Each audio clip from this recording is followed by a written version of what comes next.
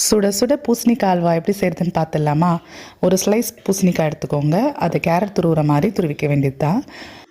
பூசணிக்காயில் தண்ணி கண்டென்ட் நிறைய இருக்கும். அதை நல்லா பிழிஞ்சு விட்டு எடுத்துக்கணும், இல்லைன்னா ஹல்வாவில் நிறைய தண்ணி வந்துடும். அதை புழிஞ்சு ஒரு பவுலில் மாற்றிக்கோங்க. அதுக்கப்புறமா அந்த புழிஞ்சதெல்லாம் உதிரி உதிரியாக ஒரு தட்டில் மாற்றிக்க போகிறோம். ஏன்னா பூசணிக்காவை நல்லா உதிரி பண்ணி தான் நல்லா வதக்கணும். பூசணிக்காவோட பச்சை வாடை இருக்கக்கூடாது அந்த அல்வாவில். அதனால் ஒரு கடாயில் இப்போ ஒரு நெய் ஊற்றிட்டு அந்த பூசணிக்காவை வதக்க போகிறோம்.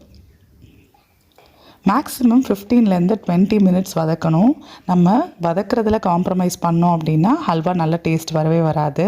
ஸோ 15 to 20 மினிட்ஸ் நல்ல ரா ஸ்மெல் போகிற வரைக்கும் நல்லா வதக்கிக்கோங்க.